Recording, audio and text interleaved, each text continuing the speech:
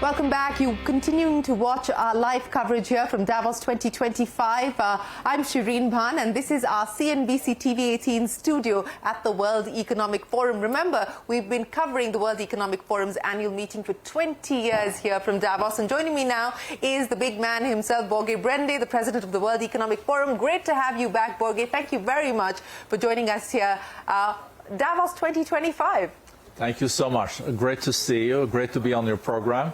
An incredible 20 years. Incredible 20 years it has been for us to be here in Davos. But, Borge, my first question, you've pulled off quite the coup. Donald Trump will address the World Economic Forum, not in person, but virtually, literally 2 days after he takes office. How did you pull this off? So, you know that President-elect Trump has been to Davos twice. 2018 and 2020. Yeah, he's the only sitting U.S. president that has been to Davos twice. He really likes it here. You know, he's a businessman. He likes to also meet the global business people to hear their input and have a discussion. And for me, it's great that he, 2 days after the inauguration, is live on video link with us here in Davos with 3,000 participants. And he's not only giving a speech, but he's also then having an interaction with some key CEOs. That's what he likes. Well, so the interaction is going to be much anticipated along with what he has to say. But what's the expectation? What are you picking up in terms of what people would like to hear from President Trump? What would be the key questions that they would like him to address, you know, beyond tariffs and so on and so forth? So for him in the U.S., I think he won the elections on the two I's, fighting inflation and on immigration. So I think we will see very soon some steps on the immigration side. But on the inflation, it's a more of a mixed thing. So he will need to also then share what is his economic policy to keep the growth going, but also making sure that inflation is not coming back.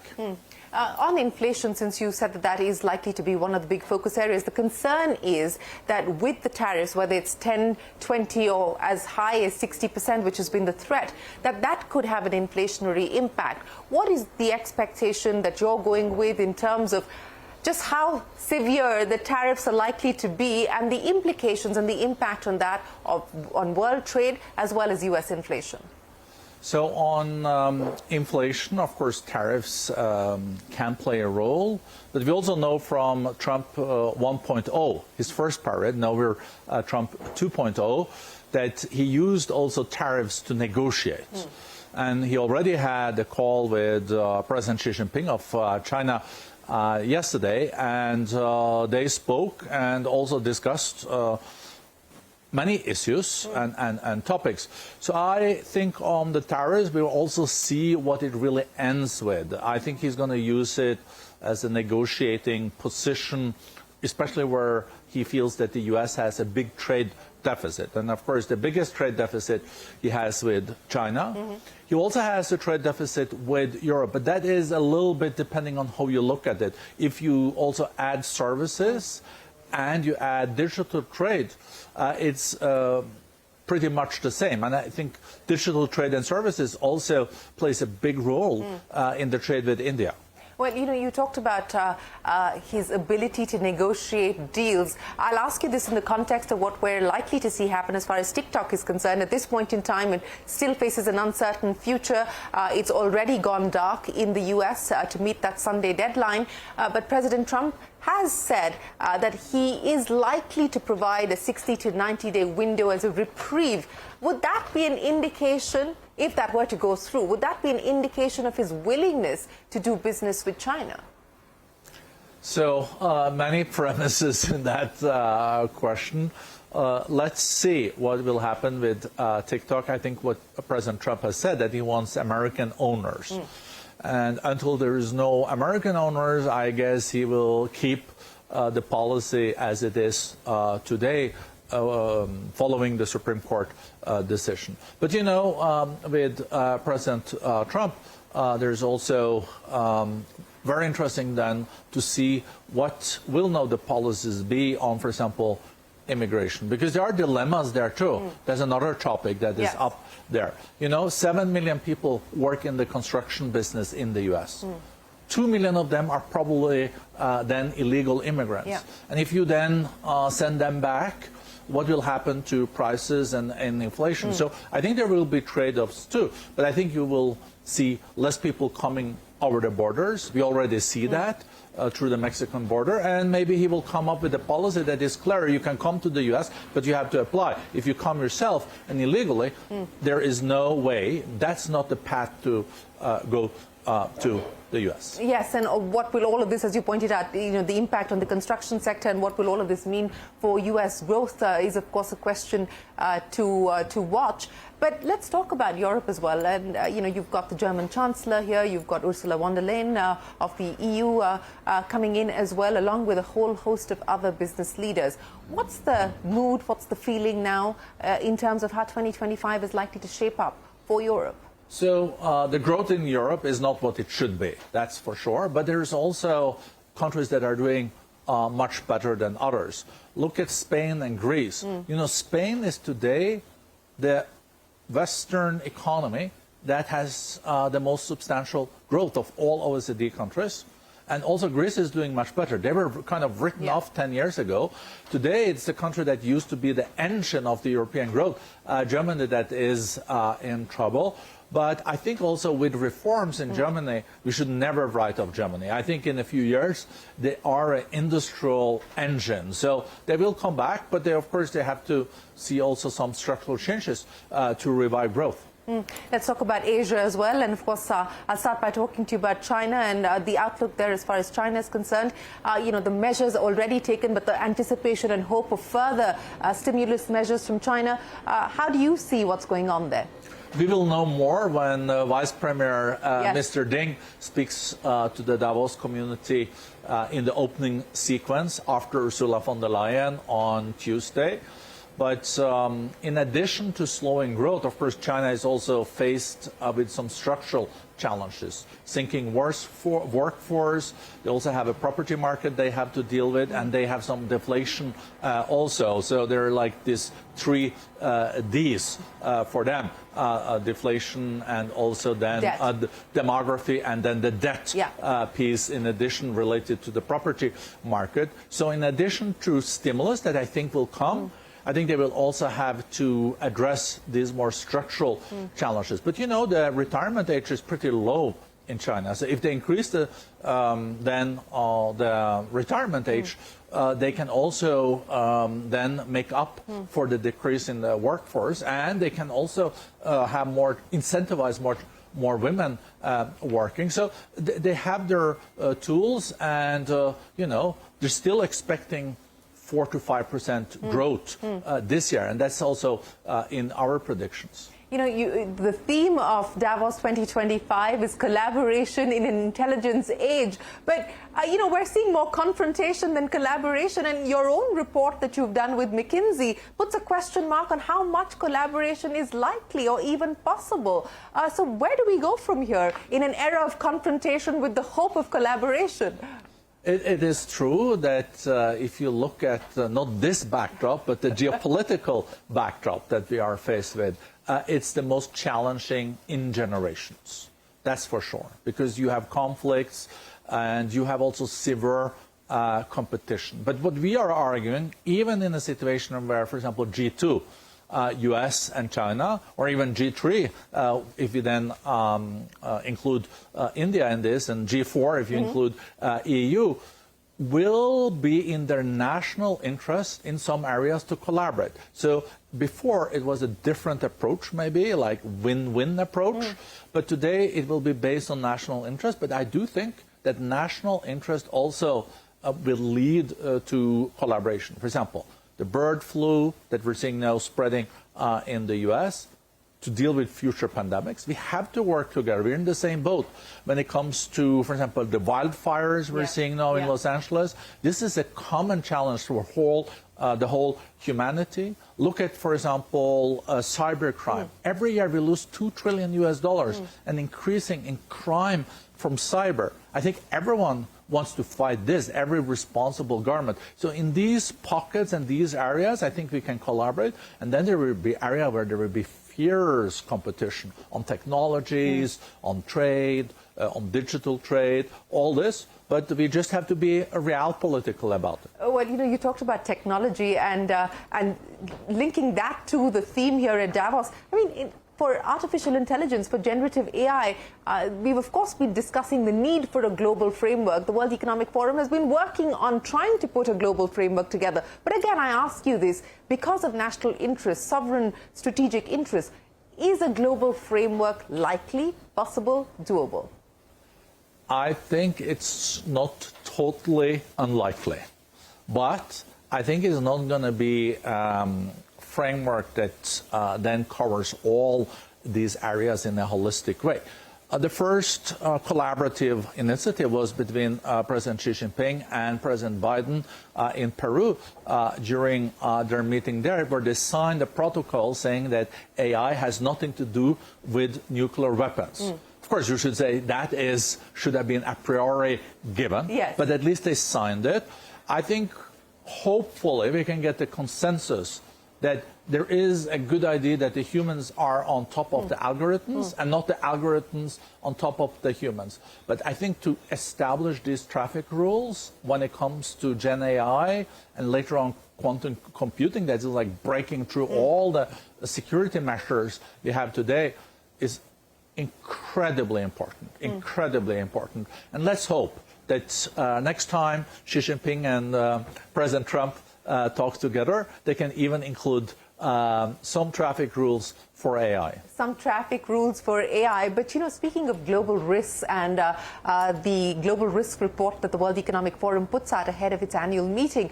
Now, if I were to take a look at what the #1 risk is over the next 2 years, it's misinformation and disinformation. But over a longer period, the decade or so, it's climate-related events, weather-related events, and that continues to be a cause for worry and serious impact and implications.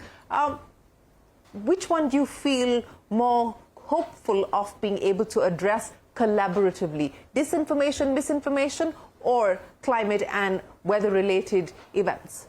They're both very challenging.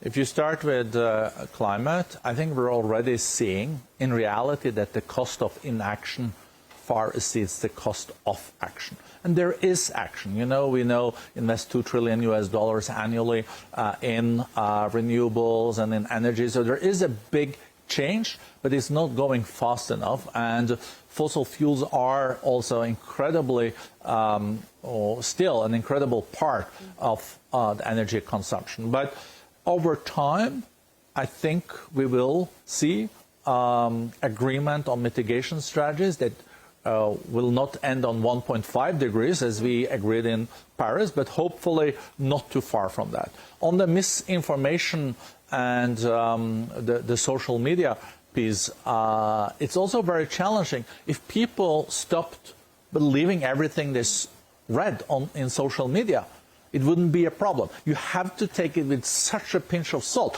But, you know, people were used to read newspapers where there was a strict editor making sure that everything that was there was facts. And now you have social media, and people come up to me and said, yeah, but we read on Facebook this and this. And I said, okay, what was the source? No, you know, we have to also, I think, not regulations only, but I think we just have to have a campaign that social media, interesting, it is there to stay, but take it with a very big pinch of salt what you read there.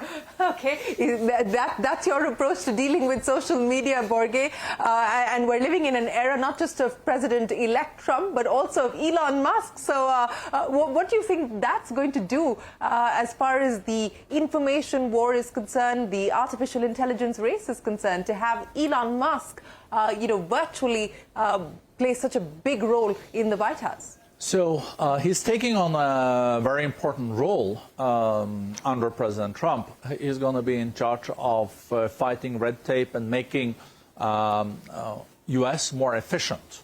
Less money on bureaucracy, more money invested in roads, in hospitals, education, and all that. And that's a very big job. So, and I hope he will succeed in making, of course, government more efficient. But it's important that you don't lose the baby with the bathwater, though. Yes, we'll have to see how this plays out. But, you know, it's been over 50 years of the World Economic Forum here in Davos. And, of course, you know, you took your vows, so to speak, as far as the Davos Manifesto was concerned. But as you look at the role and relevance of the World Economic Forum in an era where there is a retreat from multilateral agencies, from multilateral institutions, from globalization, what do you foresee as the future for the forum? What do you believe will be some of the challenges that you're going to have to contend with in this new world order? I think the core of the forum is collaboration and also between public-private. And today you have more public debt than at any time since 1945, the Second World War. So many countries are indebted, and they will need to work with the private sector to also get things through. So we are the international organization for public-private cooperation, and the World Economic Forum has also existed during the Cold War. Yes. And we brought people together and tried to find ways of collaborating during the Cold War. We are now entering a new kind of era where collaboration will be different than in the past. But, you know, we still have growth even in trade. We expect 3% growth in trade this year. It's not like 4, 5, 6% as it used to be in the past, but it's still a growth. And we also see that countries do adjust. So before we did more multilateral trade agreements, like every country was on board. But we're seeing now, for example, the EU and Mercosur together did a big trade deal. They're almost 30% of the global GDP. And they are then doing mega regional trade agreement. Maybe we, in the coming year, also will see an agreement between India and the EU. Yes. And just imagine this, you know, in a few years, India will be 20% of the annual growth. And India is such a growth engine, even if it's now slowed down a bit. Of course, there's also important for India now to continue with its reforms in this time of intelligence. And there I would say one has to invest more in education and R&D. India is under-investing in R&D compared to some other nations. They're under the global average. So I think with all the very smart English-speaking people of India, one has to even invest more in human capital. Yes, and more investments in R&D. That point, of course, has been made. But, Borge, you know, on India, we've got of course, 6 Indian states, along with the central government, being represented here in Davos. And we've only seen the India presence go up over the last few decades here in Davos. You know, how do you see, especially in areas like manufacturing, foreign direct investment moving to India in this context of reshoring, which has now been the buzzword here in Davos through COVID? Yeah, and you have also this notion of friendshoring. Yes. And the thing is that India is seen as a friend by many countries. So this Make in India initiative, getting more manufacturing in India, I think is going to happen and is already unfolding. We know that Apple didn't produce any iPhones in India a few years ago. No, I think there's like 25% of their production or something. Take the number with a pinch of salt.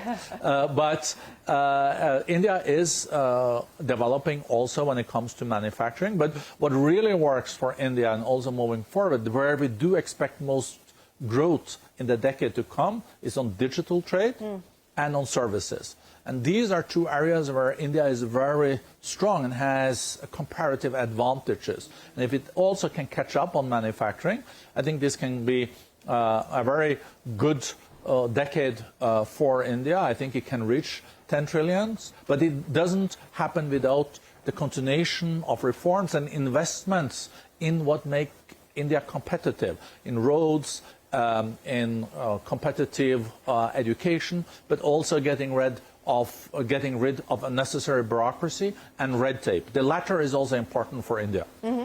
Well, you know, one of the sort of silver lining, so to speak, at the start of 2025 has been the ceasefire agreement that's finally been inked between Israel and Hamas. And of course, that now takes shape and is operational as of today. What's the hope in light of what we've seen happen with Israel and Hamas? What's the hope on Ukraine? I mean, President Zelensky is going to be back here in Davos. Do you anticipate any shift, any change in how the world deals with Russia, Ukraine, the crisis and the war there in a Trump administration? So I think it will be extremely interesting to hear if President Zelensky sends and what kind of signals he will send when he speaks here on Tuesday. But what is very a strong message is that, you know, President Putin thought he was going to take Ukraine in a week. And now the war is still going on. And I think the only way to end this war is a peace agreement. And the peace agreement, of course, should also be based on principles in the UN Charter, the principles also that Ukraine has to support it. But I'm not excluding that in this year there might be a ceasefire agreed in Ukraine. But let's see, you know. What are you basing that on? What are you basing that hope on? Because every war has to end, you know. And is this the time where also the Russians are seeing that the cost for them economically, but also when it comes to humans, 700,000 Russians have either lost their lives or are then severely wounded in this war. And, you know, they have now 25% of Ukraine. It's occupied by Russia. But, you know, that's also showing that to Russia that to take Ukraine, I think for them will be very, very difficult. The Ukrainians are fighting very hard, but also the human suffering now on the Ukrainian side is, of course, immense. Children are being killed. We know that the sufferings also lead to possibly discussions in the year to come to end this war. But who knows? You know, it's one of the more challenging things that we are faced with. We also know that when it comes to global growth, that we expect 3.3% this year. That's provided there is no further escalation of global wars and conflicts. Just imagine if Israel and Iran now starts to fight each other.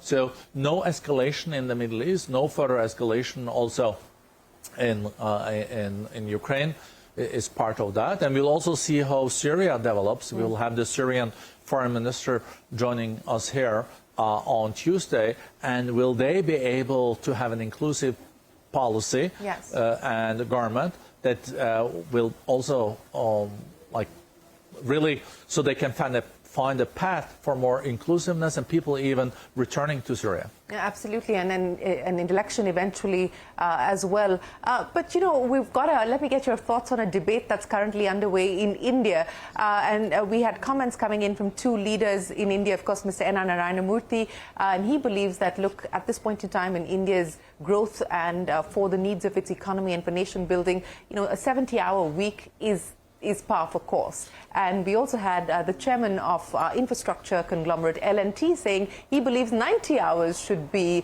the way forward. I know that this is a debate and a discussion in Europe, and different countries have dealt with it differently. But as you look at a future, and as you look at a future where AI is expected to provide some productivity lift, what do you see as the sort of, you know, workflow balance as well as what happens to jobs going forward? This is a good question. I don't want to get into that Indian discussion on ours, but I think we will see that a lot of what has traditionally been back offices will be replaced by AI. And then it's important to invest in upskilling and reskilling. But, you know, historically when then productivity increases, like you produce more for less, has led also to prosperity. So, you know, in this country, Switzerland, 95% of the population, a little bit more than 100 years ago, worked in the agriculture sector. Today it's 3%, and they produce more food than back then. And where did all those people go? Of course, they found other jobs higher up in the value chain that could pay better salaries and all this. And this is also what I think will happen in India in the years to come. People will maybe have to adjust their jobs, maybe they have to find new jobs, but with that, hopefully, they will get better paid. They can then have better housing, they can invest more in education. That's what prosperity is about. And I think there's going to be a prosperity revolution for 1.4 billion people in India in the decade to come. Well, we certainly hope so. Let me end by asking you, what do you hope to achieve at the end of Davos 2025? What would be some of the key objectives that you would be satisfied if you managed to get that done out of the way? And what would be the headline for Davos 2025?